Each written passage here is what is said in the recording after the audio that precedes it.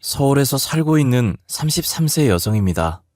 여러분은 혹시 벼락을 맞아본 적이 있으신가요? 저는 7년 전에 벼락을 맞았습니다. 그냥 벼락이 아니라 돈벼락을 맞았던 거예요. 그것 때문에 제 인생은 확 달라졌습니다.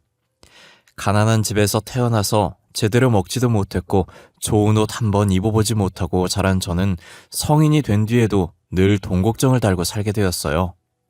그렇게 하루하루 희망도 없이 힘들게 살아가고 있었는데 믿을 수 없는 기적이 일어났습니다. 하루아침에 20억을 손에 쥐게 된 거죠. 제가 그런 엄청난 돈을 손에 쥐게 된 데는 기가 막힌 사연이 있지만 정말 어처구니 없는 일은 제가 갑부가 된 다음에 일어났습니다.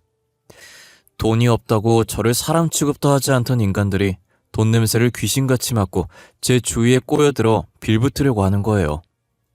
그러다 제 돈에 눈독을 들이지 않는 성실하고 착한 남자를 만나서 결혼을 하게 되었는데 그때부터 제 인생은 완전히 지옥으로 떨어지게 되었습니다. 지금 생각해도 그 인간에게 당한 처참한 기억이 떠올라 피가 거꾸로 솟을 지경입니다. 돈이 없을 때는 돈만 있으면 세상 그 누구도 부러울 것 없이 행복하게 살게 될 거라고 생각했는데 전혀 그렇지가 않았습니다. 지금 제 글을 보고 계신 분들 중에서도 돈벼락 한번 맞아봤으면 소원이 없겠다고 생각하시는 분들 많이 계실 거라고 생각합니다. 그래서 돈벼락을 맞은 뒤에 제가 얼마나 기막힌 일들을 당했는지 들려드리기 위해 글을 올리게 되었어요. 제 부모님은 같이 건물 청소 일을 하셨어요.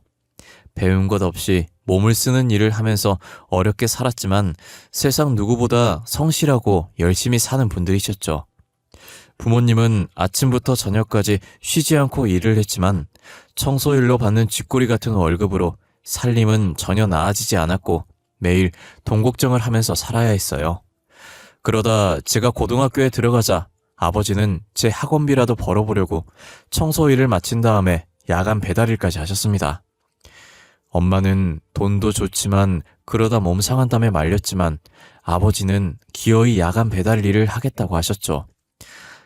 여보, 우리 형편이 한푼이 아쉬운 상황이지만 무리하지 말아요. 그러다 몸 상하면 어쩌려고 그래요. 다현이가 곧 고등학생이 되는데 다른 건 몰라도 학원이라도 보내야 될 거 아니야. 내가 알아서 할 테니까 당신은 걱정하지 마. 다현이 걱정하는 당신 마음은 알겠지만 당신이 힘들까봐 마음이 쓰여요. 난 괜찮다니까. 당신하고 다현이를 위해서라면 난 몸이 부서져도 웃을 수 있어. 아버지는 호기롭게 장담하고 배달 일을 시작하셨어요.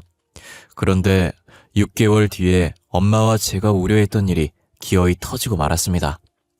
낮에는 청소를 하고 밤에는 오토바이 배달을 하며 무리하게 일을 하던 아버지가 과로로 쓰러지게 되었고 엄마 혼자 일을 하면서 생계를 책임지게 되면서 집안 형편은 더욱 기울어갔어요.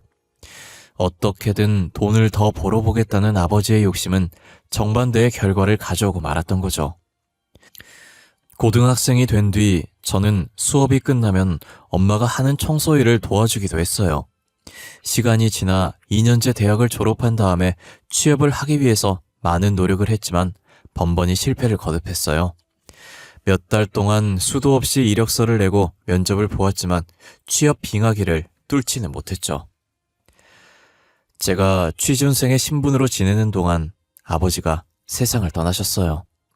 오토바이 배달 일을 다시 시작했던 아버지는 사고로 머리를 크게 다치셨고 병원에서 응급수술을 받았지만 한 달을 넘기지 못하고 돌아가셨던 거예요.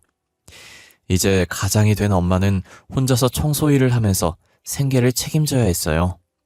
제가 도우려고 했지만 엄마는 고개를 흔들었습니다.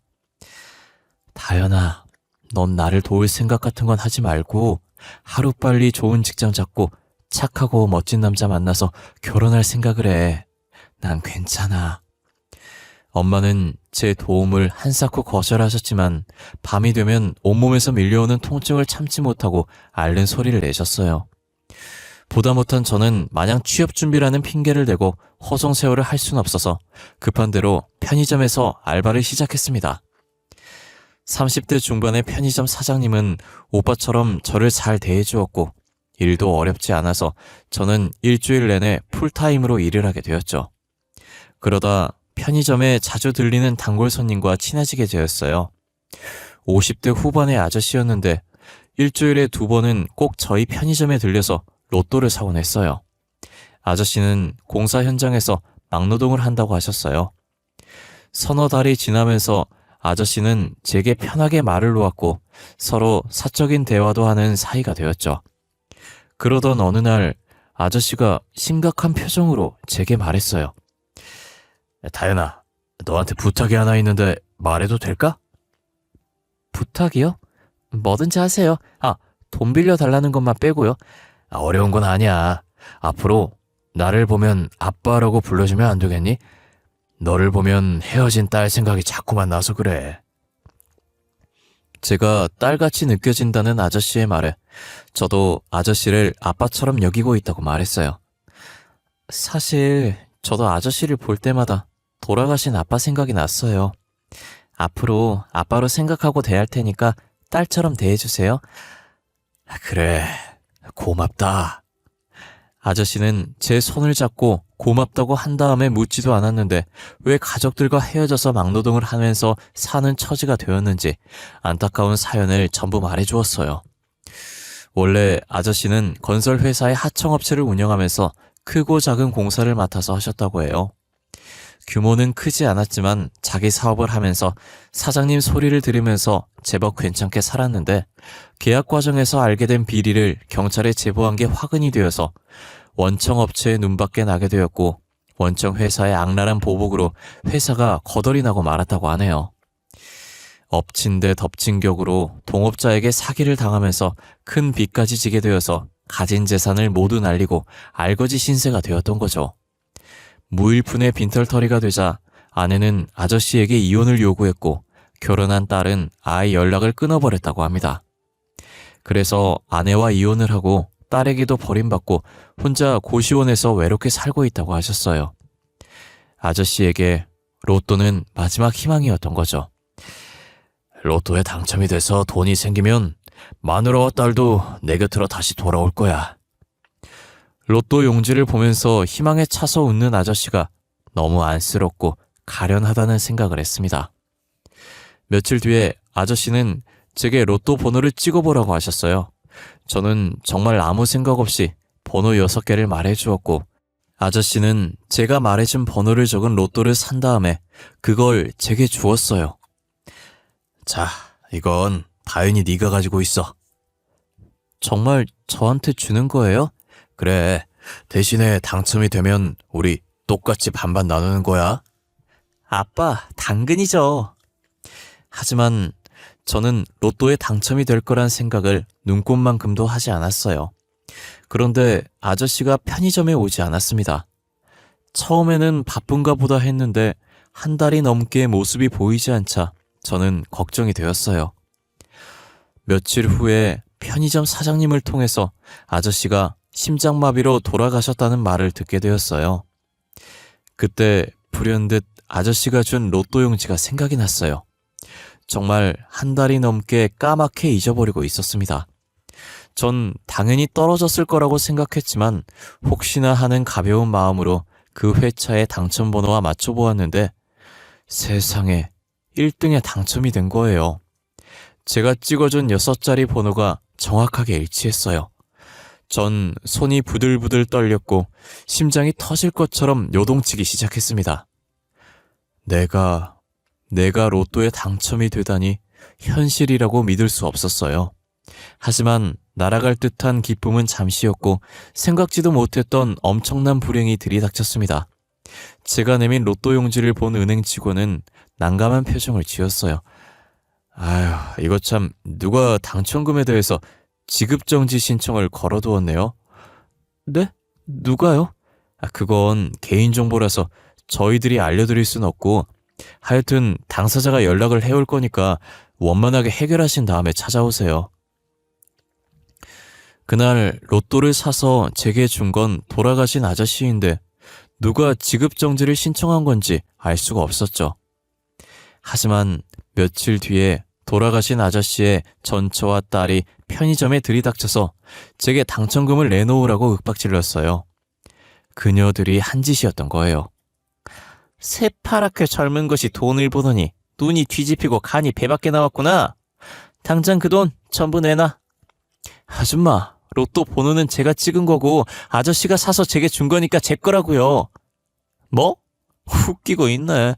네가 아직 세상 무서운 줄 모르나 본데 험한 꼴 당하기 전에 당첨금 전부 내놔. 제가 어리다고 만만하게 보시는데 어림도 없어요. 영업방해로 경찰에 신고하기 전에 당장 나가요. 하, 그래? 좋아. 각오 단단히 하고 있어. 곧 내 앞에 엎드려서 살려달라고 싹싹 빌게 만들어 줄 테니까.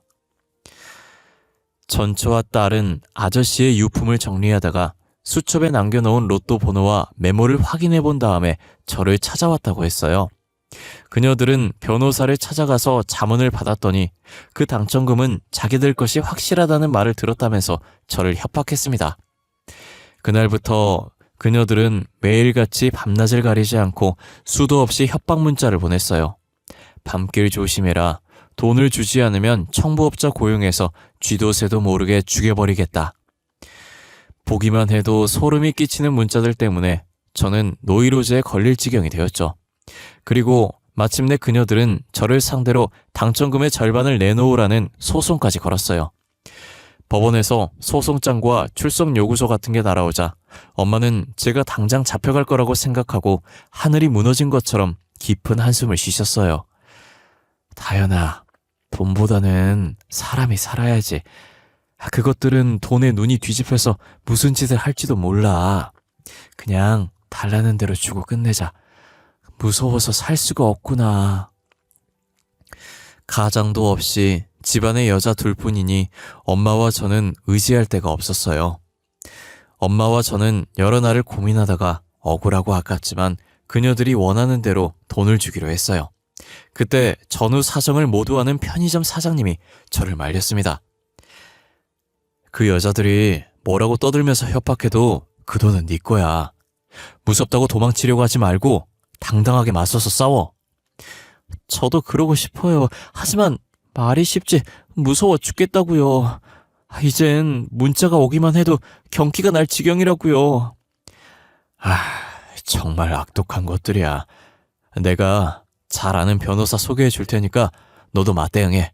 그런 쓰레기 같은 것들한테는 정면으로 맞서야 돼. 나도 도와줄 테니까 기운 내.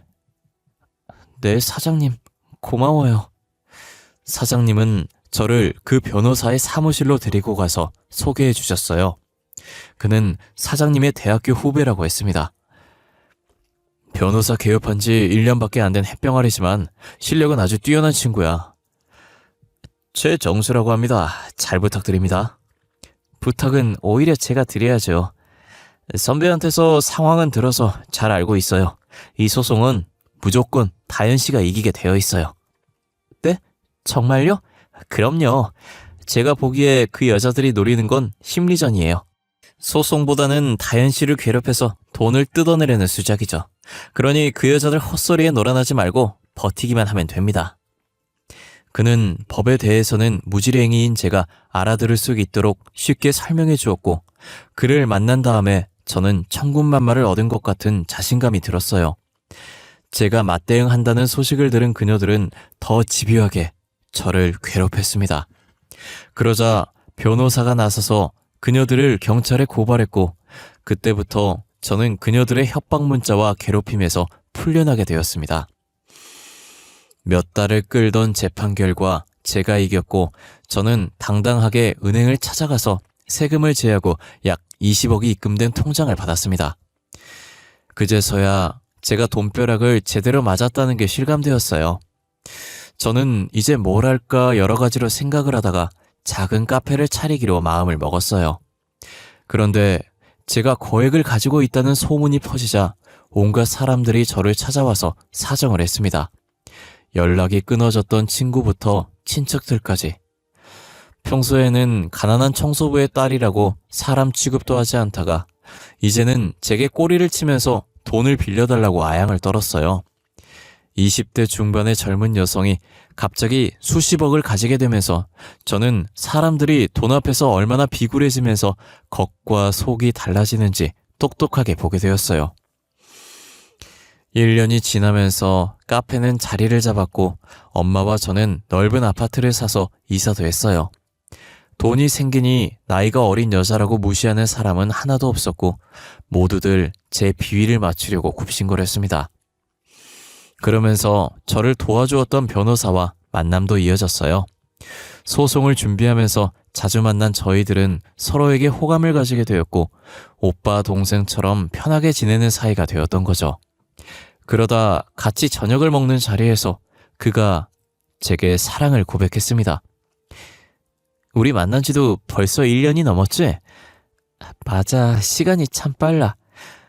우리 언제까지 이런 사이로 만나야 될까?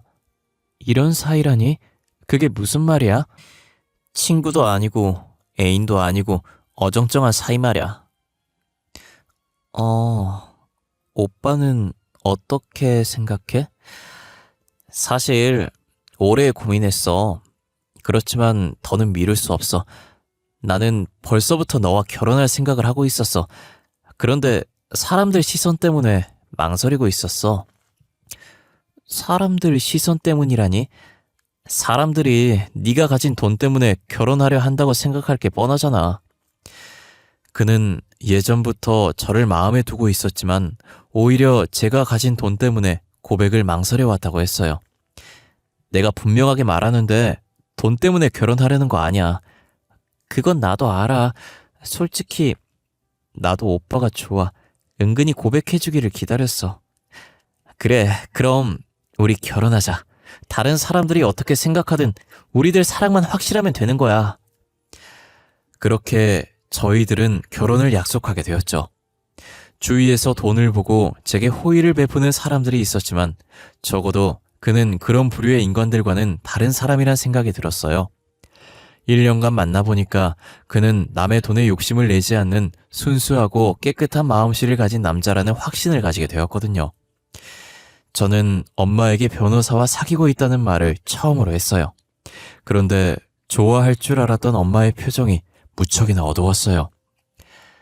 사람은 누구나 자기 분수에 맞는 짝을 만나야 하는 법이야.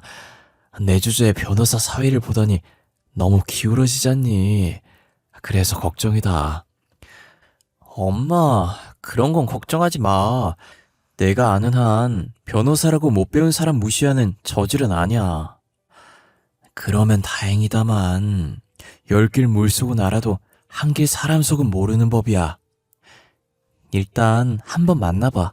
이번 주말에 집으로 데리고 올게. 엄마는 내세울 거 없는 저희 집안 형편을 걱정했지만 그를 만나자 엄마의 마음이 달라졌어요. 장모님, 제가 명색이 변호사이기는 하지만 자리를 잡으려면 아직 멀었습니다.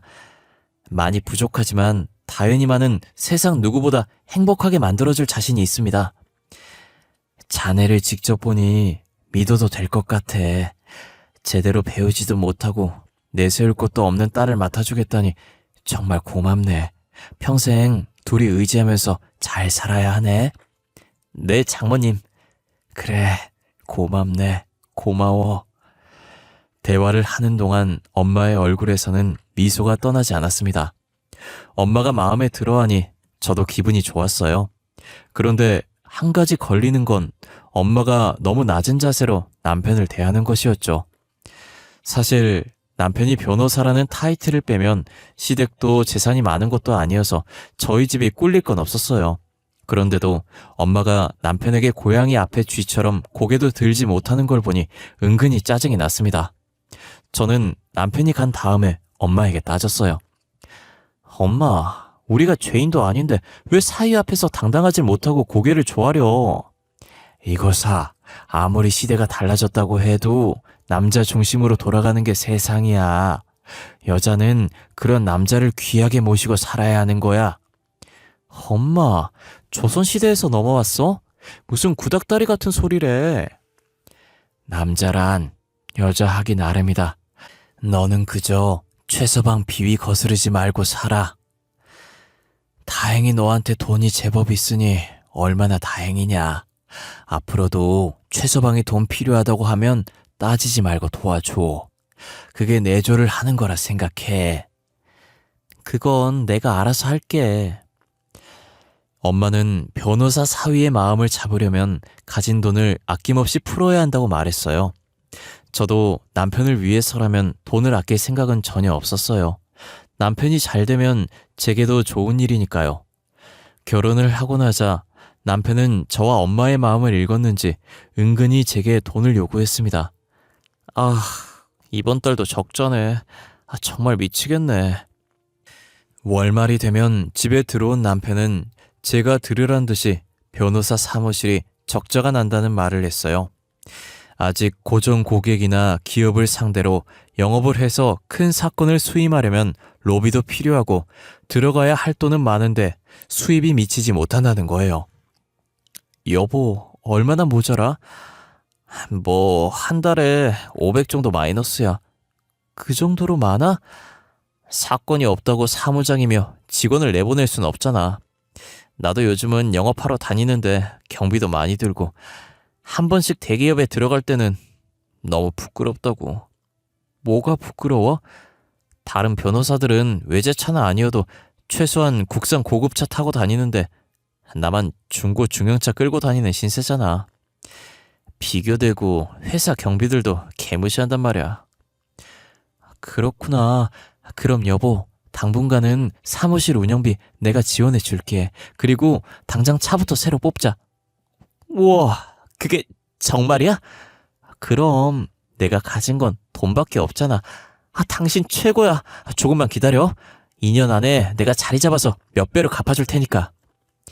신이 난 남편은 다음날 저를 외제차 매장으로 데리고 갔어요. 봐둔 모델이 있다고 했죠. 전 국산 차도 좋다고 넌지시 떠봤는데 남편은 굳이 최신 외제차를 고집했어요. 일단 외제차를 타면 고객들이 쳐다보는 눈빛이 달라져. 이게 모두 투자를 하는 거야. 그래, 이왕 결정했으니까 당신이 알아서 해. 남편은 VIP 대우를 받으면서 최신형 외제차를 일시불로 계약했고 그것을 시작으로 남편은 이제 대놓고 돈을 요구하기 시작했어요. 고객들하고 골프를 치기로 했는데 골프 세트를 새로 맞춰야 한다. 옷이며 신발이 필요하다고 했어요. 그때마다 저는 묻지도 따지지도 않고 남편에게 제 신용카드를 주거나 몇 천만 원씩 현금을 주었어요. 그러다 몇 달 뒤에 남편과 처음으로 돈 문제로 말다툼을 하게 되었습니다. 사건의 발단은 남편이 제게 말도 하지 않고 카드 대출을 받았던 거예요. 여보, 대출은 왜 받은 거야? 사무실에 쓸 데가 있어서 받았어. 당신은 몰라도 돼. 몰라도 된다니? 대출금이 내 통장에서 빠져나가잖아. 2천만 원을 어디에 썼는지 나도 알아야겠어. 참. 당신 그렇게 안 받는데 돈 좀 있다고 남편을 휘어잡으려고 들어? 고객들 만나고 영업하느라 썼다고 했잖아. 아니, 왜 소리를 지르고 난리야? 피곤해 죽겠는데. 돈 문제로 신경 긁으니까 그렇지. 내가 어디에 썼다고 설명하면 알아듣지도 못하는 무식한 주제에 참견을 하려고 들어. 뭐야? 당신 내가 가방끈이 짧다고 무시하는 거야? 됐어. 말꼬리 잡지 말고 잠이나 자. 남편은 수시로 제가 준 신용카드로 몇백만 원씩 썼는데 제가 따지고 들면 짜증만 냈어요. 그런 일이 반복되자 저도 신경이 날카로워져서 말다툼을 자주 하게 되었는데 그러다 남편이 화를 버럭 내더니 집을 나가버렸어요. 변호사 남편 덕에 사모님 소리 들을 때는 좋아라 하더니 돈 좀 썼다고 남편을 무시해? 나도 더 이상 못 참아. 남편은 짐을 챙기더니 친구 집으로 가버렸습니다. 제가 전화를 해도 받지도 않았고 문자는 씹어버렸어요. 사흘이 지나도 남편은 집에 들어오지 않았습니다. 그러다 남편의 친구에게서 전화가 걸려왔어요. 재수씨, 잘 지내셨어요? 네. 우리 그이랑 같이 지내시는 거 맞아요? 예. 안 그래도 그것 때문에 연락드렸어요. 정수 녀석이 화가 많이 났더라고요. 무슨 일인지 모르겠지만 재수씨가 넓은 아량으로 용서해 주세요. 제가 잘 달래서 오늘 집에 들여보낼게요. 네, 고마워요, 성현씨. 친구 말대로 남편은 그날 밤에 집에 들어왔어요. 저는 남편과 다시 싸우기 싫어서 앞으로 돈 문제를 따지지 않겠다고 약속까지 했습니다. 그런데 얼마 지나지 않아서 남편은 또 아무것도 아닌 일에 트집을 잡고 싸움을 걸었어요. 제가 참고 견디다가도 화가 폭발하면 남편은 바로 짐을 싸서 친구 집으로 가버렸습니다. 그렇게 한 달에도 사흘이나 길게는 일주일씩 친구 집에서 지내다가 화가 풀어지면 집에 들어오곤 했어요. 그런 일이 반복되자 저도 익숙해져 버렸어요. 남편 친구도 남편이 잘 지낸다고 말을 해서 그런 줄 알았는데 정말이지 충격적인 사실을 뒤늦게 알게 되었습니다. 그날도 남편은 제게 화를 내고 집을 나가버렸고 늘 있는 일이라서 며칠 뒤면 들어올 거라고 생각하고 있었는데 남편 친구가 전화를 해서 만나자고 했어요. 재수씨, 정수 문제로 꼭 드릴 말씀이 있어요. 가게 마칠 시간쯤에 제가 들릴게요. 밤늦게 카페로 온 그는 남편이 무슨 짓을 저지르고 있는지 경악스러운 사실을 들려주었습니다. 그동안 정수 녀석이 하도 사정을 해서 가만히 있었는데 더 이상은 안 되겠어요. 재수씨, 정수 녀석 다른 여자랑 딴살림 차려서 살고 있어요. 네? 그게 무슨... 정수 녀석 처음부터 재수씨 돈을 노리고 결혼한 거 맞아요. 결혼 전부터 사귀는 여자가 따로 있었어요. 그럼 남편이 집을 나간 것도 동거녀 때문이란 말이에요? 맞아요. 제 집에서 지낸 게 아니라 다른 여자와 살았어요. 그동안 속인 거 진심으로 사과드릴게요. 남편 친구는 남편이 의도적으로 제 감정을 건드렸고 그걸 빌미로 가출해서 동거녀와 놀아났다고 했어요. 저는 온몸이 떨렸고 심장은 터질 듯이 요동쳐서 숨을 제대로 쉴 수 없는 지경이었어요. 그동안 대출을 받은 것을 포함해서 제 돈으로 동거녀의 생활비를 대주고 있었던 거죠. 정수놈은 재수씨를 그저 소폰서로 생각하고 있어요. 얼마 전에 동거녀가 임신을 했어요. 이거는 제가 참을 수가 없네요. 남편 친구는 동거녀와 남편이 살고 있는 빌라를 알려주었고 저는 남편이 또 가출을 하자 엄마와 함께 그 집에 들이닥쳤습니다. 저를 본 남편은 얼굴이 백지장처럼 질리면서 굳어버렸습니다. 이런 처죽일 놈 같으니 명색이 법을 공부했다는 변호사라는 놈이 이런 파렴치한 짓을 해? 엄마는 악에 받쳐서 남편의 뺨을 연달아 갈겨버렸습니다. 장모님, 그러니까 제 말을 들어보시고 네 놈 입에서 나오는 더러운 변명은 듣고 싶지도 않아. 여보, 모두 오해야. 사실은 말이야. 뻔뻔스러운 인간 같으니 넌 내가 만난 인간들 중에서 가장 말종이야. 내 가슴에 못을 박았으니까 나도 똑같이 갚아줄 테니까 각오해. 남편은 제 다리를 붙잡고 울면서 호소했지만 저는 남편을 상대로 이혼 소송을 제기했습니다.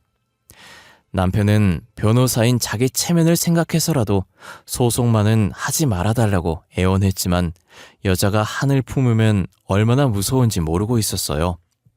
저는 위자료에 더해서 남편이 그동안 저를 속이고 동거녀에게 써버린 돈까지 반환 소송을 했고 전부는 아니지만 일부는 돌려받을 수 있었습니다. 전 남편이 딴 살림을 차렸다가 이혼 당했다는 소문이 퍼지자 사무실 직원들은 모두 떠나버렸고 전 남편은 변호사 자격까지 박탈당했다고 하네요. 그리고 동거녀에게도 사기죄로 소송을 당했다고 합니다. 동거녀에게는 총각인 척 행세를 했고 자기가 국제 변호사에서 외국 출장이 많다는 거짓말을 했다는 겁니다. 모두가 자업자득이겠죠. 여러분들도 돈에 눈이 멀어서 짐승 같은 짓을 하는 일은 절대로 없기를 바랍니다. 그동안 제 이야기 들어주셔서 감사합니다. 모두들 행복하세요.